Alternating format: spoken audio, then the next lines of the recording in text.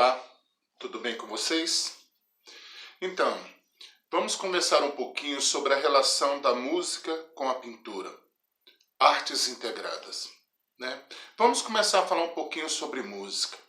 A palavra música vem de musique, dança das musas, né?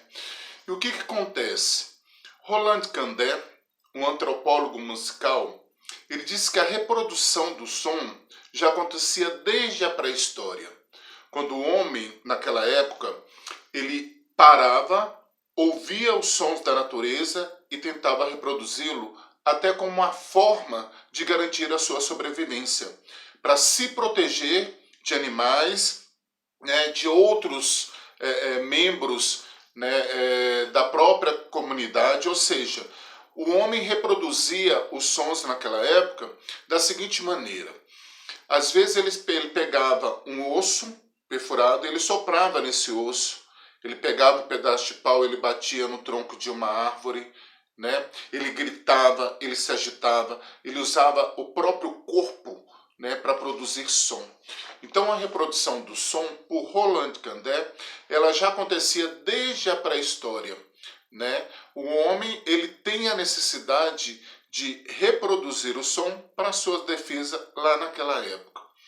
Muito bem, mas só foi lá no período medieval que religiosos passaram a estudar o som. Eles passavam noites, dias, ouvindo sons, estudando sons. E aí houve naquela época uma necessidade de codificar esses sons, de colocar esses sons no papel, representar, né, visualmente o som. E aí eles conseguem, através dos seus estudos, criar o que nós chamamos de notas musicais. São 7. Dó, Ré, Mi, Fá, Sol, Lá, Si. Essas notas musicais, fala-se que foram criadas justamente pela sonoridade das letras em latim, da fala, né, em latim. Então, eles conseguem criar notas musicais que pudessem representar os sons. Muito bem, chegou uma dúvida, tiveram uma dúvida. Como representar, né, visualmente este som? Eles criam um sistema de pentagrama ou pauta. O que é o pentagrama? São 5 linhas, né? Essas linhas elas são paralelas e equidistantes.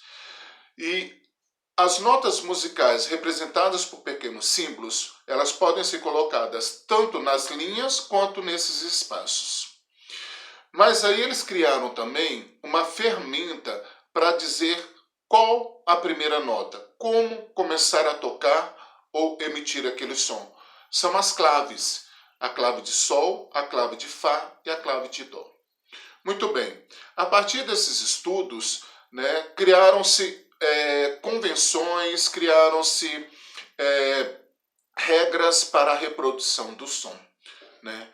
Então, o que a música fala? Por exemplo, todo mundo canta, não é verdade? Uns com técnica, outros sem técnica. Mas todo mundo é capaz de produzir som. Cada pessoa, cada som emitido, ele tem uma característica própria, né? E nós conseguimos definir, né, ouvindo esses sons. É o timbre. O timbre é a qualidade do som, né? Então, nós seres humanos temos as qualidades vocais, né? O timbre, tá? É uma característica do som. Quando se fala de altura, por exemplo, não é a questão de gritar, não é isso, não é o volume, né? A altura na reprodução do som se dá através das notas musicais, tá bom? Outra coisa, as músicas, elas costumam ser cantadas e tocadas em um ritmo, tá? O ritmo é o tempo da música, é o tempo que ela é produzida, que ela é reproduzida, que o som é reproduzido. Muito bem, vamos falar agora um pouquinho sobre a questão da projeção do som pelo ser humano. Nós temos, né, o nosso palato, que é o céu da boca, tá? Nós respiramos e quando nós soltamos o ar, esse ar ele é eliminado de forma aquecida. Então nós cantamos, nós falamos, nós produzimos sons, né, através da boca. E aí o que acontece? Esse ar, quando ele volta, ele passa por uma pequena por um localzinho chamado glote, né? Que ela é aonde tem as pregas vocais. Nós temos um par de pregas vocais. E essa glote ela vibra. Então, quanto mais agudo for o som, mais ela vibra. E quanto mais grave, menos ela vibra. E esse ar, ele passa aquecido pelo céu da boca. Então, cada parte do céu da boca, da úvula, que é aquele pinguelinho que fica lá atrás até os dentes, né, eles vão ser emitidos com características próprias. Tá? O que acontece? A música está muito ligada também à questão das artes visuais, à questão da pintura. Né? Muitos artistas se sentem inspirados ouvindo músicas ao realizar uma produção artística, uma tela, por exemplo. Né? E nós temos um grande artista, um grande pintor na história da arte, chamado Wallace Kandinsky. Ele nasceu na Rússia no século XIX, tá? E lá no século XIX, depois que ele cresceu, ele se familiarizou com as artes através do impressionismo. Ele se sente encantado com aquele tipo de obra. Tá? E o Wallace Kandinsky ele tem várias nacionalidades. Além de russo, ele também teve nacionalidade francesa, alemã, né? E aí, no início do século XX, o Wallace Kandinsky, inclusive, fez parte de Bauhaus. Bauhaus foi uma escola de artes, mas artes aplicadas. Na realidade, era uma escola de arquitetura muito famosa, né, na Alemanha, e ela durou entre a Primeira e a Segunda Grande Guerra Mundial. Tá? Mas quando eu falo de Wallace, ele criou, foi um dos precursores de um movimento artístico do início do século XX chamado abstracionismo lírico, que contrapôs as ideias de um outro artista chamado Mondrian, que foi idealizador do abstracionismo geométrico. Né? O que é o lirismo? É o encantamento, é o belo. Né? Aí essa arte ela era produzida através de linhas em curvas, pontos cromáticos associados, né? Interligados, né? De forma harmoniosa, de forma bela. O Wallace Kandinsky ele tem obras denominadas de improvisação. Né? Ele fez em torno de 26 pinturas.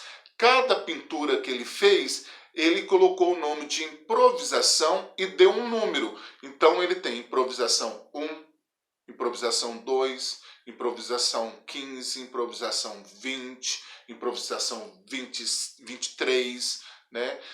E de que maneira que ele produziu essas pinturas? Ouvindo música, música clássica, que ele gostava muito. Então, cada vez que ele realizava essa pintura, ele ouvia a música, ele se sentia inspirado e ele deixava que os traços, que as linhas, que as cores fluíssem na tela livremente. A partir do quê? Do ritmo daquela música que ele estava ouvindo. Né? O Wallace Kandinsky, ele propõe muito essa coisa da sensibilidade através da música. Ele valoriza muito a música no processo criativo do artista. Né? Ele vai colocar a música como um dos aliados para que a obra de arte possa ser produzida, para que ela realmente aconteça, que o lado criativo do artista ele possa estar muito relacionado pela fluência, né, dessa música, né, no processo de criação. A música ela é tão importante que hoje, por exemplo, para vocês terem uma ideia, a pessoa que não é alfabetizada, né, ela de ouvir a música, ela consegue gravar e ela consegue cantar normalmente. Mas se alguém der a letra da música para ela, ela não vai saber cantar, não é verdade? E a regra é, antes de saber cantar, nós precisamos saber ouvir, não é verdade? Nós precisamos parar, ouvir, para depois reproduzir o som, tá bom? Fica aí a dica.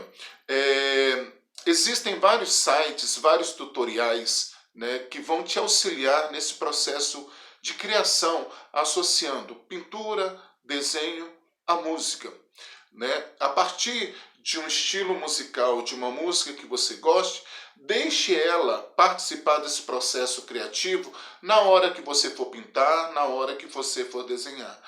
E depois da produção pronta, faça uma análise, avalie, né, como que você enxerga a música através da sua pintura.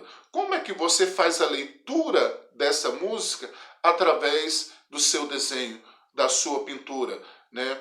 Através da produção definida, da produção definitiva, não é verdade? E aí vocês vão conseguir entender o quão é importante a música no processo criativo do artista. Beleza?